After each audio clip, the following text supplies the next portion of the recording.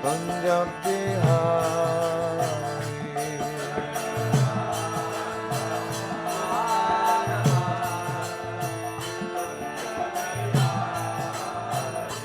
Jaya Shri Krishna Chaitanya Prabhu Nityananda Shri Advaita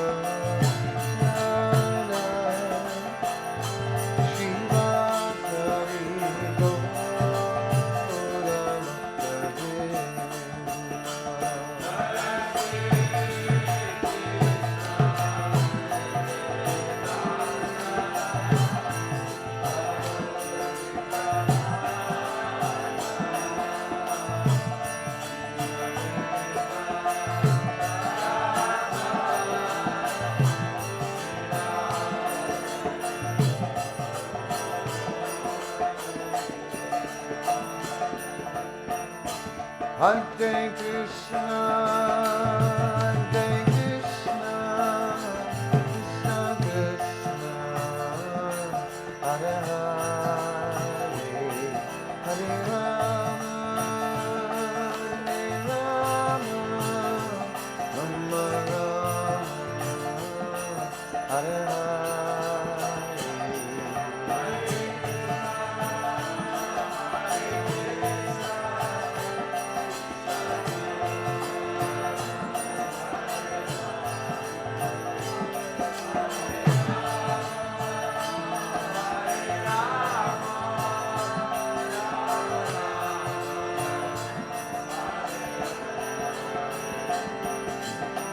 Hare Krishna, Krishna Krishna, Hare Hare Rama, Hare Rama, Rama Hare Hare.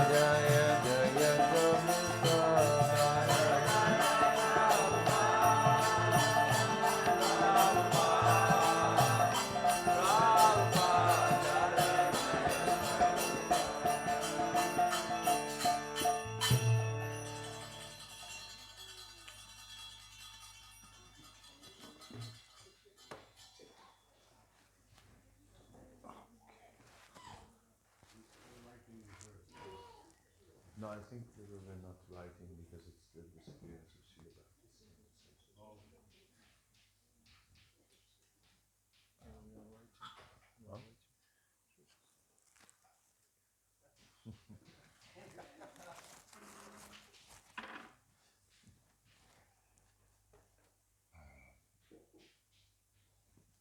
Om Ajnanatimanandasya Gyanandana Salakaya Chakshurun Militam Yena Tasmai Sri Gurave Namaha Shri Chaitanya Manobhistam Stapitam Yena Bhutale Swayam Rupa Kadamayam Dadati Swaparantikam Vandeham Shri Guru Shri Yuta Padakamanam Shri Guru Vaishnavamscha Shri Rupam Sagrajatam Savana Raghunatanvitam Tam Sajivam Sadvaitam Savadutam Parijana Saitam Krishna Chaitanya Devam Shri Radha Krishna Padam Sagna Raghunatam Vitam Tam Sajivam Sadvaitam Savadutam Parijana Saitam Krishna Chaitanya Devam Shri Radha Krishna Padam Sahagana Lalisa Sindhu He Krishna Karuna Sindhu Dinabandhu Jagatpate Gopisa Gopika Kanta Radha Kanta Namaste Tapta Kanchana Gourangi Radhe Vrindavaneshwari Vishabhanu Sutadevi Pranamani Hari Priye Manchakalpatarubhyacha Kripa Sindhuvyevacha Patitanam Pavanebhyo Vaishnavebhyo Namo Namaha Shri Krishna Chaitanya Prabhu Nityananda Shri Advaita Gadadhar Sivasadi Gaura Bhaktavinda Hare Krishna Krishna Krishna Hare Hare Hare Rama Rama Rama Hare Hare Namo Vishnu Padaya Krishna Prasthaya Bhutale Srimati Bhaktsidhanta Swami Namine Namaste Saraswati Deva Gauravani Pacharine Nirvisesa Sunyavadi Paschati Devatarine Namo Om Vishnu Padaya Krishna Prasthaya Bhutale Srimate Bhaktisiddhanta Saraswati Namine. I offer my respectful obeisances unto His Divine Grace Bhaktisiddhanta Saraswati Goswami Thakur, who is very dear to Lord Krishna, having taken shelter at his lotus feet. Shri Varsavanavi Devi Dhaitaya Kripapdaye Krishna Sambandha Vijnana Daine Prabhave Namaha. I offer my respectful obeisances to Srila Varsavanavi Devi Daitaya Das, another name of Srila Bhaktisiddhanta Saraswati, who is favored by Srimati Radharani and who is the ocean of transcendental mercy and the deliverer of the science of Krishna. Madhuru Chwala Prema Ja Sri Rupa Nuga Bhaktida Sri Gora Karuna Shakti Vigrahaya Namostute. I offer my respectful obeisances unto you, the personified energy of Sri Chaitanya Mahaprabhu's mercy, who delivers devotional service enriched with conjugal love of Sri Radha and Krishna, coming exactly in the line of revelation of Srila Rupa Goswami. Namaste Gauravani Sri Murtaye Dinatarine Rupa Nuga Viruda Apasiddhanta Dvanta Harine. I offer my respectful obeisances unto you, who are the personified teachings of Lord Chaitanya. You are the deliverer of the fallen souls. You do not tolerate any statement against the teachings of devotional service enunciated by Srila Rupa Goswami. So in this way, we are honoring Srila Om Vishnupad Paramahamsa Parivrajacharya Stotra Sata Sri Srimad Srila Bhaktisiddhanta Saraswati Thakur Prabhupada Ki Jai. On this day of his disappearance, his Tirobhava Mahamahotsav.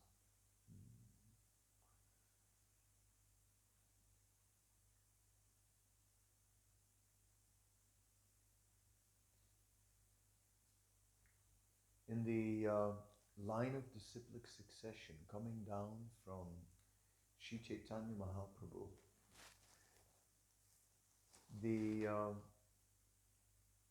it was Srila Bhaktivinoda Thakur, Srila Bhaktisiddhanta Saraswati Thakur, and Srila A.C. Bhaktivedanta Swami Prabhupada who brought Krishna consciousness to the modern world.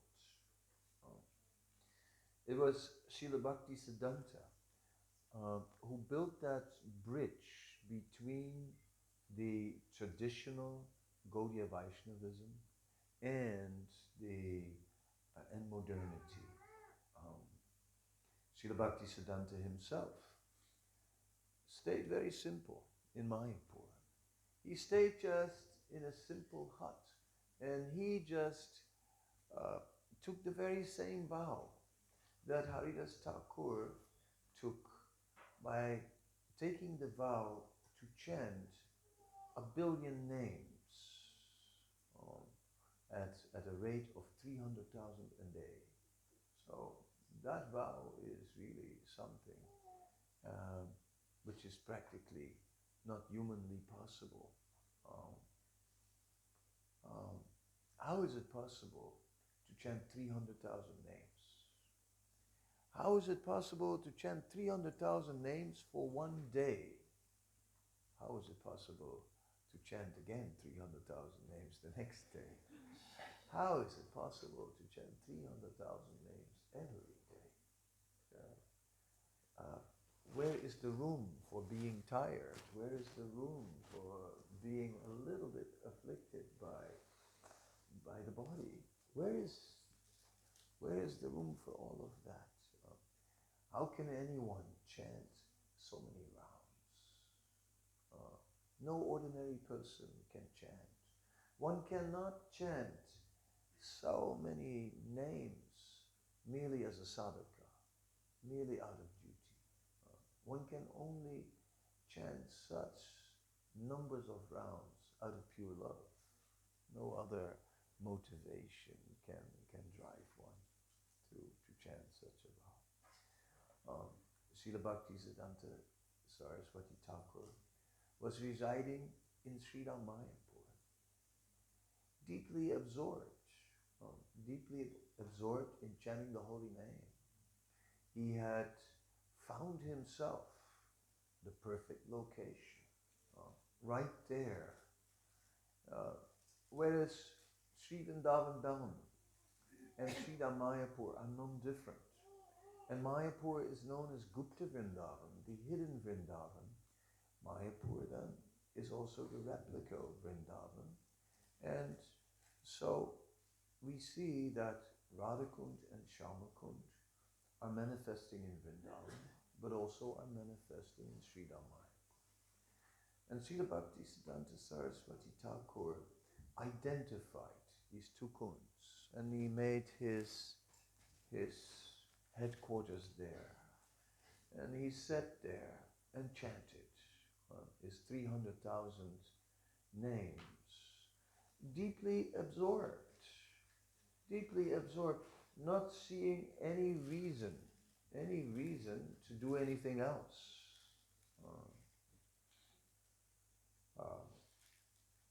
That chanting basically brought him complete fulfillment. It was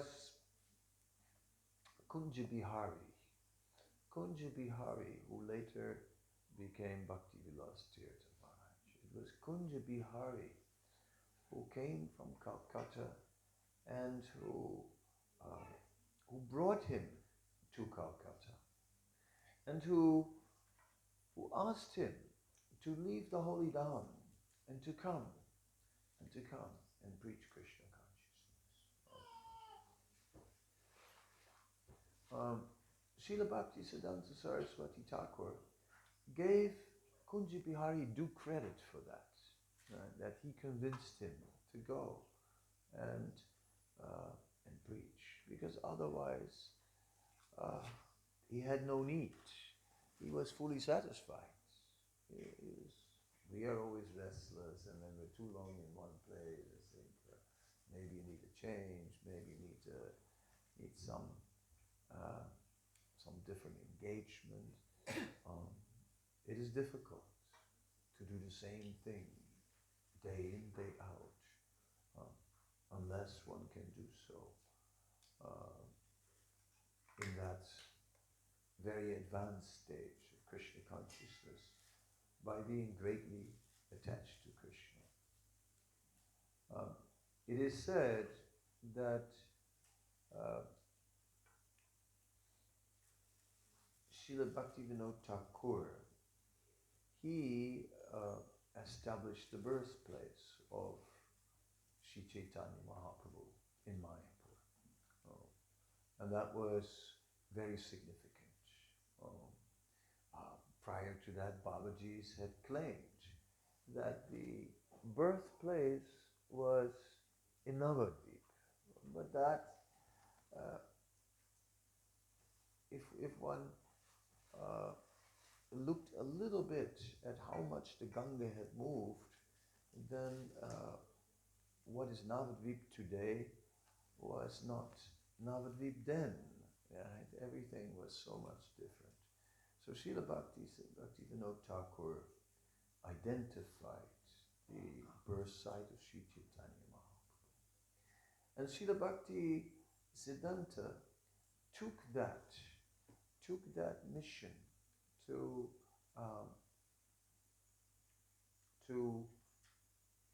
spread the fame of the birthplace of Sri Chaitanya Mahaprabhu throughout the world, to establish this birthplace of Sri Chaitanya Mahaprabhu beyond a doubt as the bona fide birthplace. We should understand that at the time of Srila Bhaktivinoda Thakur, there still was a lot of conflict about this birthplace. It wasn't that everyone was ready to say, oh, now it's in Mayapur. No, it's like, yeah, okay, Bhaktivinoda says it's in Mayapur. And this is but, everyone knows it's in Navadvip. In this way, there was still a lot of Vaishnavas were convinced the birthplace was in Navadvip. Srila Bhaktisiddhanta Saraswati Thakur took that mission to establish Sri Ramayapur. It is mentioned that there was a kund right next to the birthplace known as Gora Kund, and Srila Bhaktisiddhanta wanted that kund because he said that this kund is very special because Nimai used to daily take his bath here. Therefore, we must have this kund. So the members of the Gaudiya Math were thinking, how are we going to get this kund? We don't have the money. But we have some other land somewhere. We'll just swap that for this plot. And in this way they got the Gora Kund right adjacent to the birthplace. And then Srila Bhaktisiddhanta inquired, how did you get the money for purchasing this kund? They said, oh, we had some other property and we just exchanged that property. He said, oh, why did you let that property go? I had so many plans for that property also. The vision of Srila Bhaktisiddhanta Saraswati Thakur was certainly transcendental. He was able to see the true nature of the Dham. And so he identified various holy places in the Dham. Srila Bhaktisiddhanta Thakur had written the Navadvip Dham Mahatmya, which is a testimony of how Lord Nityananda personally took Jiva Goswami on the parikrama of Goramandal, and but that never came out. It did not become commonly known until Srila Bhaktivinoda Thakur.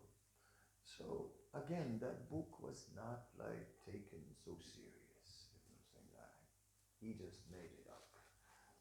No one believed it. That Nityananda really took Jiva Goswami. They thought this is just something from the pen of Bhaktivinoda. But Srila Bhaktisiddhanta, he established the Navadvip Mandal Parikrama on the ground, and in this way established all the holy places that were mentioned by Srila Bhaktivinoda Thakur. He made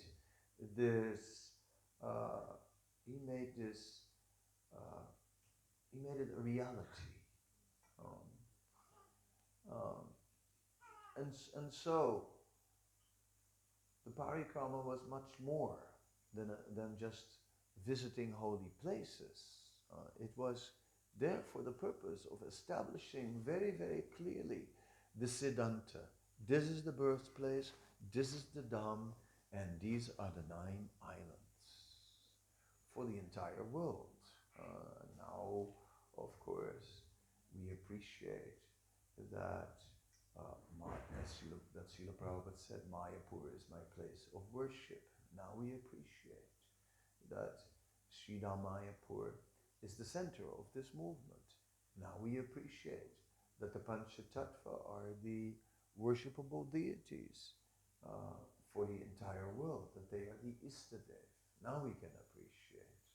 And we have to understand, it is because Srila Bhaktisiddhanta established this to a point where all opposition was just silenced, and Mayapur became predominant, and whatever those who still claim the birthplace is in Navadvip, it is some insignificant fraction, barely noticed. So Srila Bhaktisiddhanta established the fame of Mayapur, and of course faced a lot of opposition, but so he did.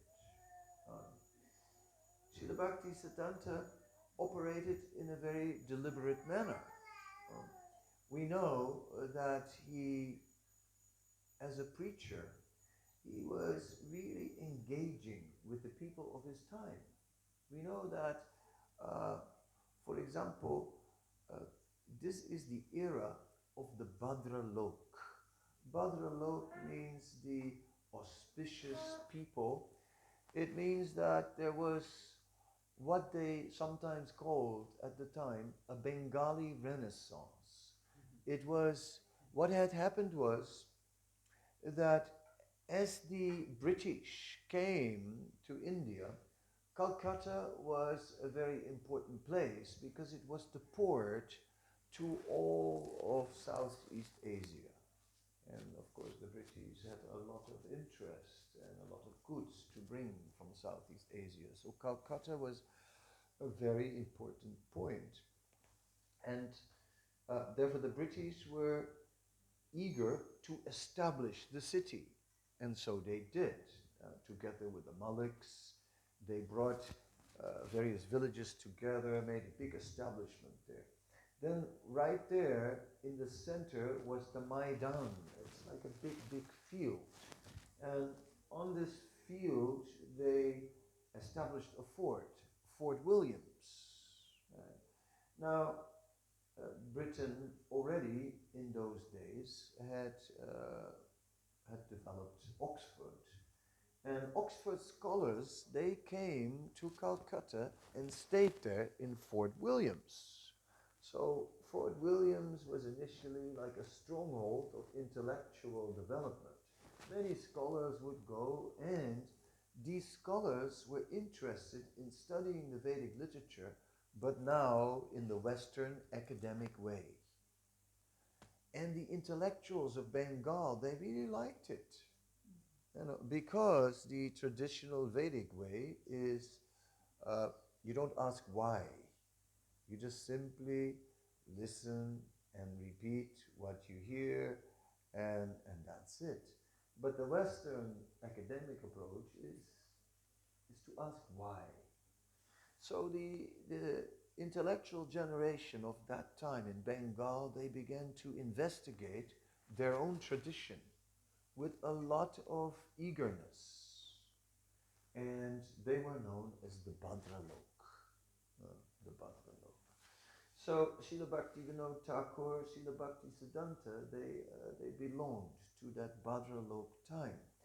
So at that time, there was a lot being written, a lot being published in various literatures. Different Siddhantas were being circulated around. There were Vaishnavas, although they didn't have such a high opinion about Vaishnavas. There were Shaktas, which were quite predominant in Bengal, the worshippers of Durga and Kali. And the Vaishnavas were criticized. So there was an article being published in a paper. There's a lot of writing going on in that setting.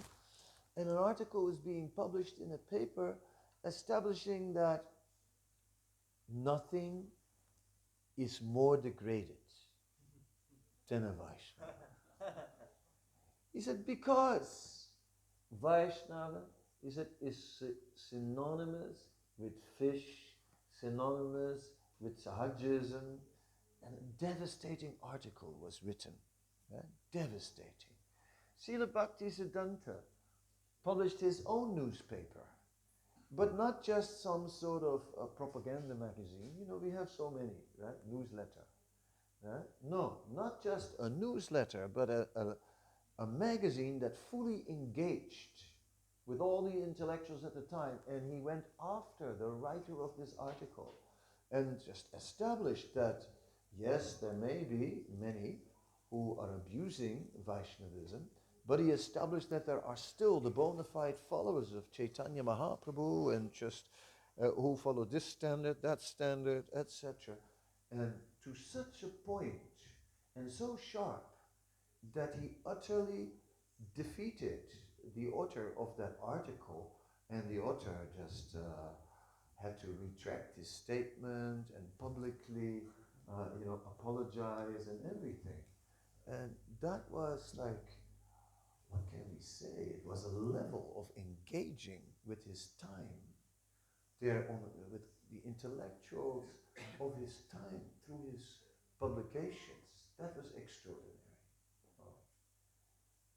If we would look at Srila Bhaktisiddhanta Saraswati Thakur in terms of his, in terms of ISKCON, then he would have been a BBT man.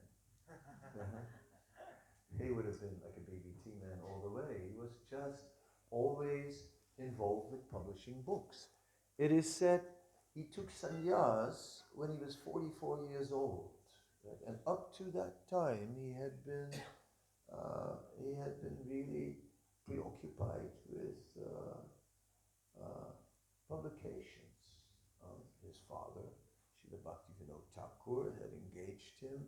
He had studied extensively, was so scholarly and so on.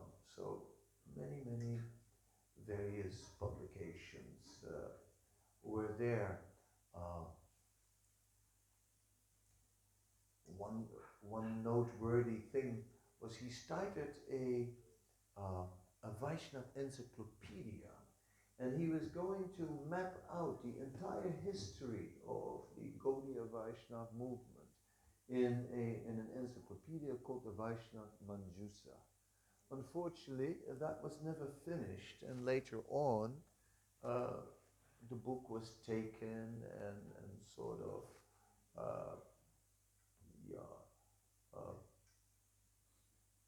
used for another publication. But still, the Vaishnava Manjusa, whatever was done, still stands today. So, Srila Bhakti Siddhanta was reclaiming the history. He reclaimed the history of the birth site. On the Maidan in Calcutta, there was, besides Fort William, still a very large field, even today, still there. Now they've also built a Victoria Memorial there, but there's still a lot of space. And he organized a very large exhibition, a big festival, the theistic exhibition. Now he did that with a strategy, because what he did, he invited every state of India to do an exhibition of the culture of their state. And this was on the outside. And then in the middle, there was the Vaishnava exhibition. So everyone is identifying, yes, we want to see all these exhibitions of the different cultures in the different states. So he got so many people. I mean, the numbers of people exceeded like 1 million people coming to see that exhibition. That's gigantic. Within that arrangement, he had these dioramas, right? These doll exhibitions explaining various aspects of the philosophy. And he had like an area of 1 acre where with cement and concrete they had made a 3D map of India, and there he established all the holy places that Sri Chaitanya Mahaprabhu visited. Right? So in this way, again, reclaiming our history, establishing Sri Chaitanya Mahaprabhu. He's the Supreme Personality of God, and this is what he did. And he went to all these places. So he established Sri Chaitanya Mahaprabhu on the ground. Later, he physically visited those places and established footprints of Sri Chaitanya Mahaprabhu. Our Lokanath Maharaj, our Padayatra, they also added some further footprints. And we should finish that. We should put the padas of Sri Chaitanya Mahaprabhu in each and every single place where Sri Chaitanya Mahaprabhu has been present, so that everywhere Mahaprabhu is worshipped and remembered as having blessed that location, so that the life and pastimes of Sri Chaitanya Mahaprabhu are becoming a reality. Right? Just as Bhagavad Gita. Is it a factual book? Is it history, or is it some allegorical explanation? There is a railway station. There is a railway station. Yes, there is a railway station. You want to speak? When was that? What year was that? Which year? What was it? Exhibition. No, that I don't remember. No, after his sannyas. So that means after 1918. Yeah. He took sannyas in 1918, then he started his mat, and then it took time for the mat to develop. So he left in 1932. Right? So somewhere, maybe 25. 1920. No, I'm working from memory, not from preparation. So I don't remember everything.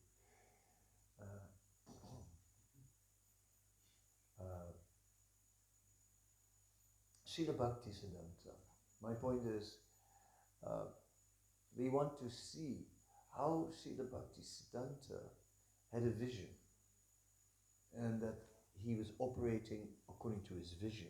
And his vision was to claim the history of this movement, to utilize this history to establish this movement in the world as factual, to establish Sri Chaitanya Mahaprabhu as the Supreme Lord, to establish his birthplace, to establish his pastime places, and in this way his life. Then of course Srila Bhaktisiddhanta, he of course himself was rooted in scripture. When we look at a painting of Srila Bhaktisiddhanta, we'll see him with a stack of books next to him. He was painted with a stack of books next to him, naturally. The book was the Shastra. He was the personification of Shastra. And Srila Bhaktisiddhanta then, his interest was to establish the Siddhanta of the teachings of Sri Chaitanya Mahaprabhu as the ultimate. In Mayapur, in his headquarters, he installed the deities of Radha Krishna, Gandharvika Giridhari. And it is very interesting that at the temple, which is a sikar, a typical dome like that, and on 4 sides, he established the deities of the 4 acharyas of the 4 Vaishnava Sampradayas. And he arranged that the Mahaprasadam of the deities would be offered to the 4 acharyas. Srila Bhaktisiddhanta pointed out that the sampradaya of Chaitanya Mahaprabhu is like a meta sampradaya. The concept of meta sampradaya, an umbrella sampradaya, which was able to include all the others.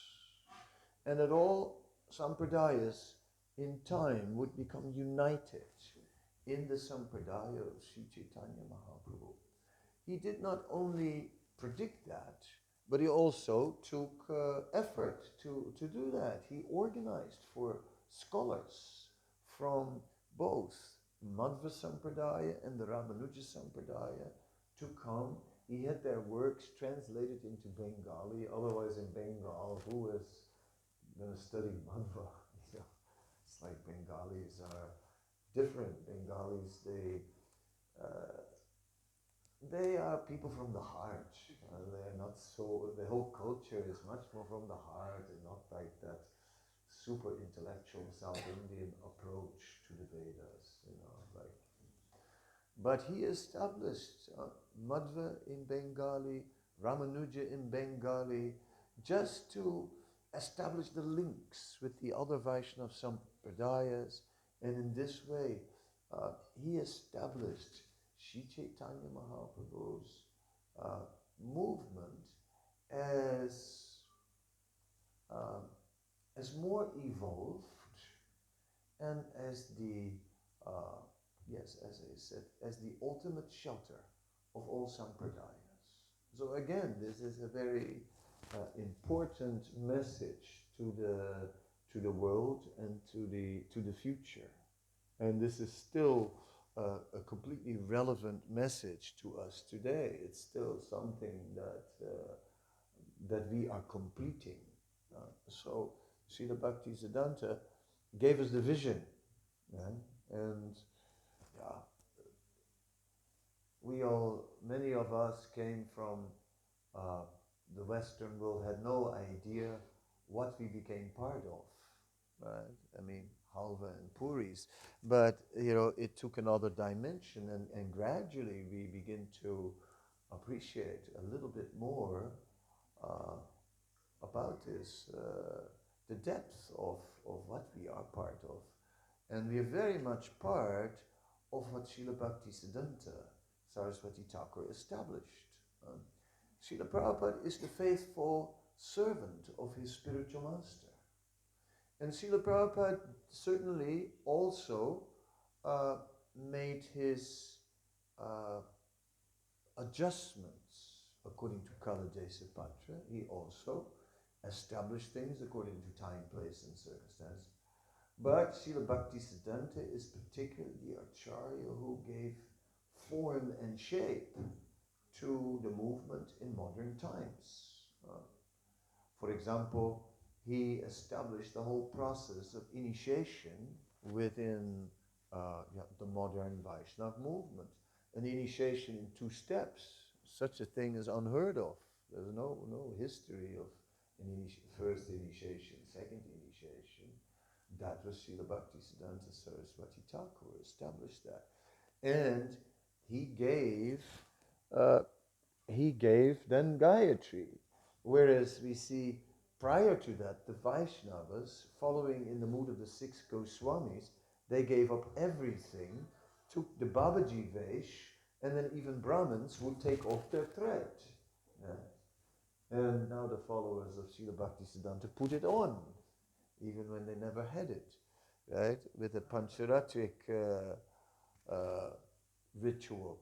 So he made he set the standards. He didn't take the Babaji Vesh, he took sannyas. With that, the Babaji ashram is not really an ashram in the sense that it's not part of Varna ashram. It's outside of the Varna ashram. It's supposed to be Paramahansa. Yes, transcendental to Varna ashram. But sannyas is within Varna ashram. So Srila Bhaktisiddhanta was establishing, I am within Varna ashram. I am bound by the injunctions of Varna ashram. And as such, he very strongly established that Varna ashram is essential in this movement, and that we all lean on Varna ashram. We don't identify with Varna ashram. We don't, Naham Vipranats and Arapatirnapi Vaishyana Sudra. I don't belong to any of these Varnas or ashrams, but these are temporary designations that we take shelter of to build up spiritual strength until one can become transcendental to Varna ashram. So in that sense, Varna ashram is a support structure that we lean on while we are still not fully situated in the transcendental state of consciousness. And Srila Bhaktisiddhanta acted by example, as if he was still bound to be within Varna ashram, although he clearly was Paramahansa Thakur, a transcendental personality, not afflicted by this material world. So Srila Bhaktisiddhanta then, yes, is the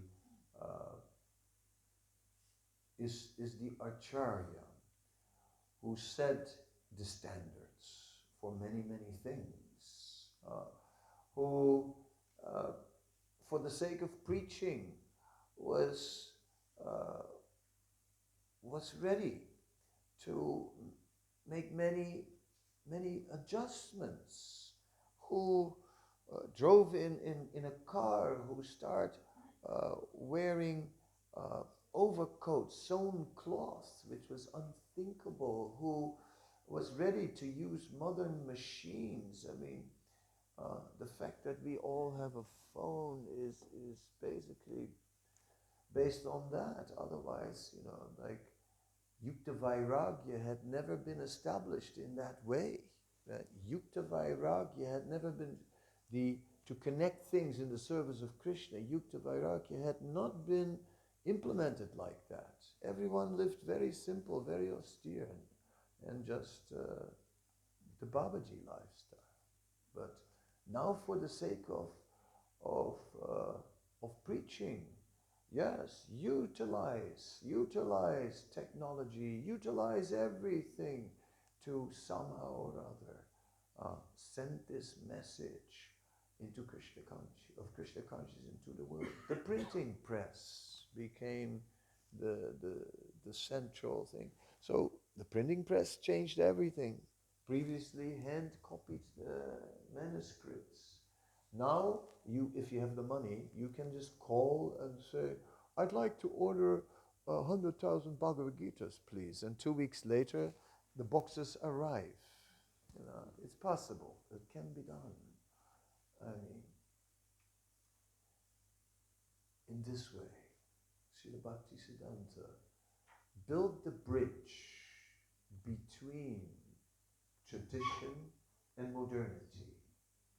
If we would have to live like traditional Vaishnavas, how would it work in the world? I mean, you thought it's cold in France. We were just in Germany, and there was a half meter of snow, and it was -9. Oh, it's nice and warm here. It's even sunshine. Very nice. So, yeah, la France. So, yeah, the Srila Bhaktisiddhanta, by his work, he made it possible for us, Western people who grew up in modernity, to live in this Vaishnava movement. We can simply use the things of the modern world and connect them with Krishna. Otherwise, forget it. We wouldn't last. It wouldn't last. So he's made it possible. Of course, there's so much more to say. He's also established that anyone regardless of birth, is qualified to take up this process of devotional service. He thoroughly established this in debate with smarta brahmanas, and there were many, and they were learned, but Srila Bhaktisiddhanta's learning was far exceeding them. And so he was able to conquer India and establish the movement in India, establish 64 temples in India, and write many commentaries, many books, keep his various publications going, and establishing.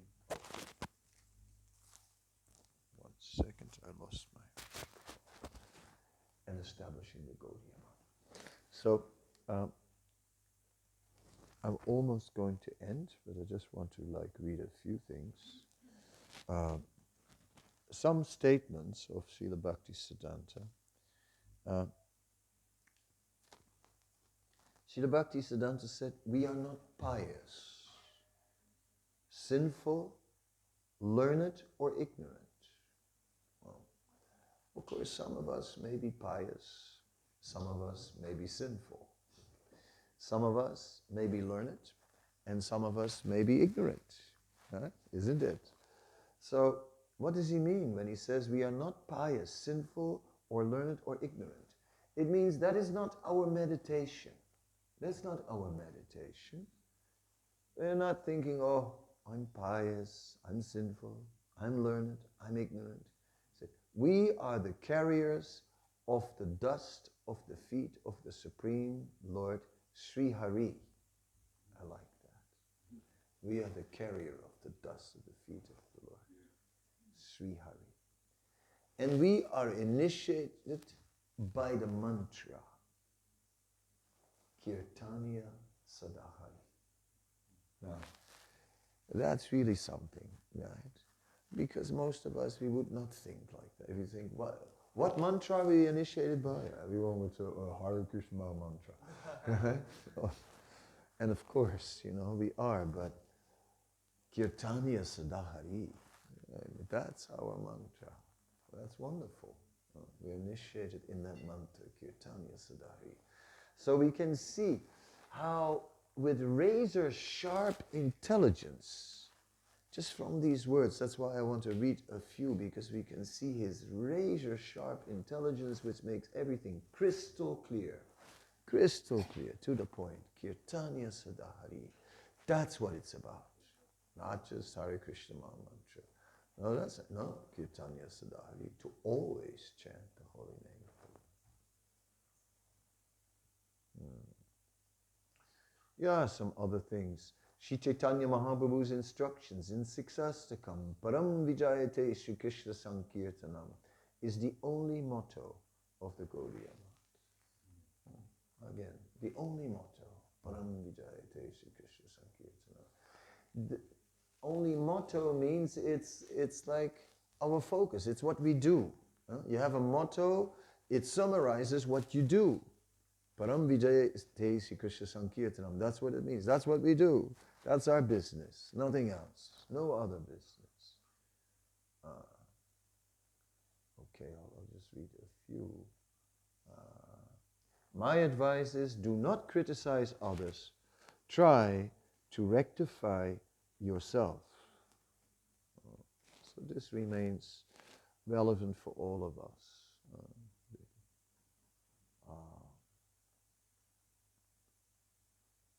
A pure devotee knows that everyone is the spiritual master. Therefore, a pure devotee can be Jagat Guru.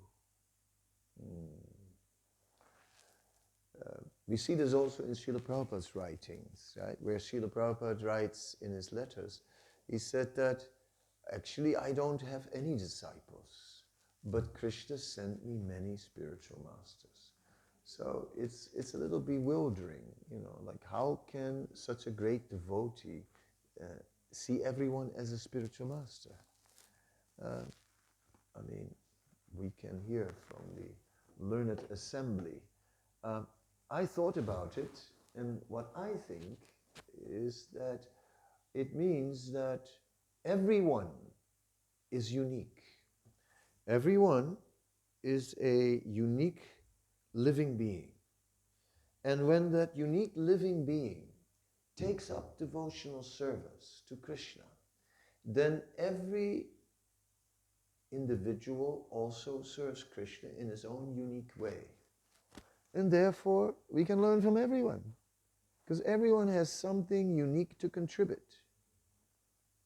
And as soon as we see, hey, I could also do that. Like that, we learn from all the Vaishnavas. In this way, one can realistically see every Vaishnava as a spiritual master. Anyway, that's what I think, how it works. I mean, I thought about this. If anyone has another insight, that would be most welcome.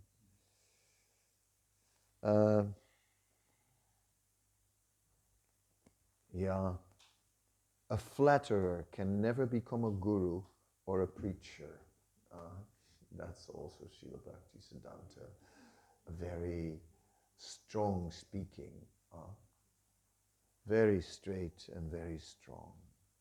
But it's true, we cannot just, we can flatter people a little bit, you're so nice, but in the mood of Prabodhananda Saraswati, you're so nice, you're so intelligent, you're so wonderful, and therefore you are just the right person to receive this knowledge. Not anyone else, not an ordinary person can deal with this. Yes, but someone intelligent like you. So now please forget everything you've learned and take this. That's Prabodhananda Saraswati. So that much flattering we do, but we have to ultimately tell the absolute truth, whether people like to hear it or not. That is the point. Yeah. Our main disease is to collect objects that are not related to Krishna. Do not try to become a guru to become envious. Do not try to become a guru in order to become absorbed in material attachment. But if you become my unalloyed servant, if you have acquired my potency, then there's nothing to fear. Let's go a little further.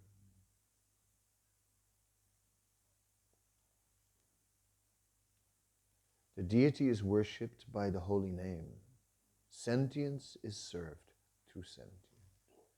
Yes, so, yes, in deity worship, in this age, kirtan is essential. There must be kirtan. Otherwise, it's incomplete. That is emphasized, which is, again, an important, such important points. It's amazing. Okay, I'll just read the last one. If we take shelter of the lotus feet of the spiritual master, we can become free from illusion, fear, and distress. If we wholeheartedly beg for his mercy without any deceit, then the spiritual master bestows all auspiciousness upon us. And this is what Srila Prabhupada took to heart by just being the servant of his spiritual master. And Srila Prabhupada said, I don't know why this miracle happened to me. I can think of only one thing, that I 100% follow the order of my spiritual master. So in this way, it is, Srila Prabhupada is very much bringing Srila Bhaktisiddhanta Saraswati Thakur to us. Therefore, on this disappearance day of Srila Bhaktisiddhanta, Srila Prabhupada would observe the disappearance day of his spiritual master along with his disciples. And we can appreciate that Srila Bhaktivinoda Thakur, Srila Bhaktisiddhanta are the formative acharyas for this modern era, and that therefore we are especially intimately connected with them in our everyday spiritual practices. So this disappearance day, this Tirobhava of Srila Bhaktisiddhanta Saraswati Thakur is therefore very significant for us. I'll stop now. Any question, any comments? Are there still many Smarta Brahmanas in Indian world, and how do they manifest? Smarta Brahmanas, the study the Smriti, and the Manusmriti is, and the Dharma Shastra are scriptures that give you sanskaras, that give you rituals to perform for your everyday activity. Whereas other Brahmanas were Trivedis, Chaturvedis, they were focusing on studying the Vedas or studying the Upanishads and so on. But those, that is abstract philosophy. Whereas Smriti, the Manusmriti, is directly dealing with life. It's about how do you get married? How do you have children? How do you, what do you do as the children grow up? So therefore, it was naturally popular, Smarta. So then there were villages in South India. They were specialized in teaching these scriptures and doing these rituals. Then there was another group in Kashmir who were also doing these things. So the Brahmanas from South India brought the Kashmiris, and the Kashmiris brought a lot more philosophy. Then they became very strong. And from South India, this Smarta Brahmanism spread all over India. And it became predominant for the last millennium in India. India has been predominated by Smarta Brahmanas for 1,000 years. And it has claimed Brahminical status by birthright. It has put excessive stress on rules and regulations without understanding the true spirit of the teachings. And so it's contributed to people turning away from the Vedic culture over the last 1,000 years. Smarta Brahmanism then is present everywhere in India. It is still very strong in Bengal.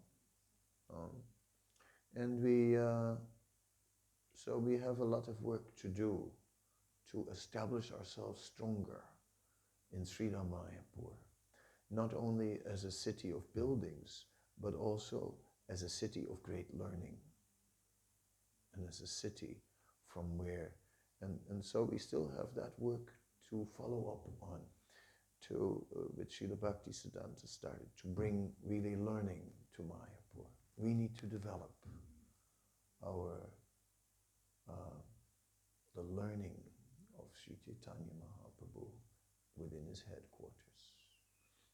The building will bring the people, but then we want the learning there, so that influence of Smarta Brahmanism will be driven out.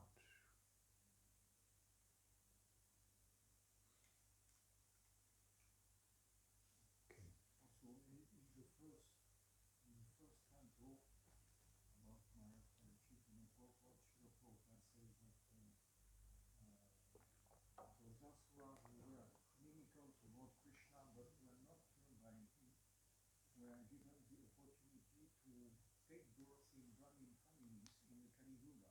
Yeah. And we should not take advantage of this to manifest their asuric tendencies.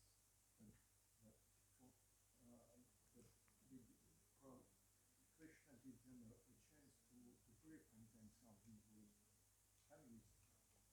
But actually, we are wondering if they do, if they take the opportunity or what. Yeah, Srila Bhaktisiddhanta has quoted more verses also, that Brahmanas are Sudras in this age. Also in the Gaudiya Kantahara, which is a sloka book developed by under Srila Bhaktisiddhanta's guidance. there is a whole section which deals with the sanskaras. And it points out that all the literature, all the Vedic literature where the sanskaras are mentioned are not available. So therefore, no one can actually be a brahmana by following the proper brahminical sanskaras. Yeah. Therefore, Janmanam Jayate Sudra, Sanskarat Bhavet Dvija. By birth, one is a Sudra, then by sanskara, one can become twice born. But no one can become twice born because the sanskaras are not there. Therefore, they established the only way to be a Brahmin is through Pancharatriki, which is the initiation we receive. That is why in Srila Bhaktisiddhanta's movement, even Brahmanas were given the thread again.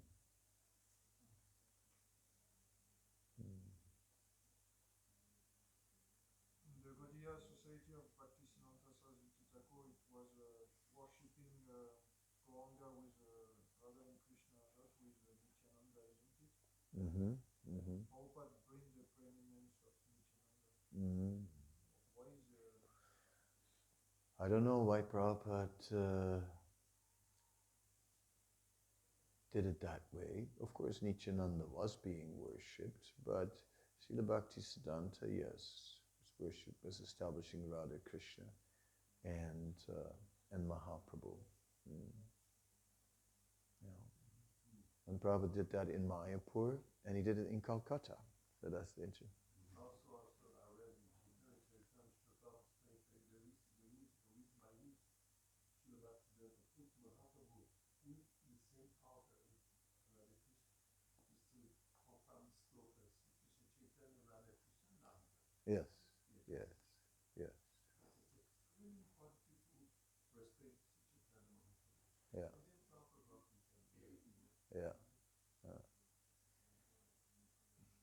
Yeah, you can see like Srila Bhaktisiddhanta was establishing things very much and in that mood of like getting rid of misconception, Viruddha Siddhanta, so establishing clearly.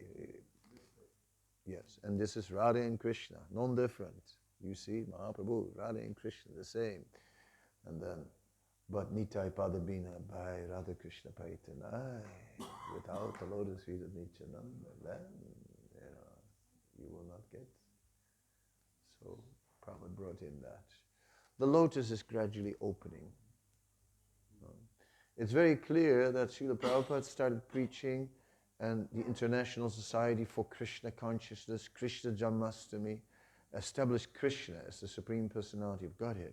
But behind that comes establishing Lord Chaitanya and becomes establishing the Panchatattva. And this is our main mission now.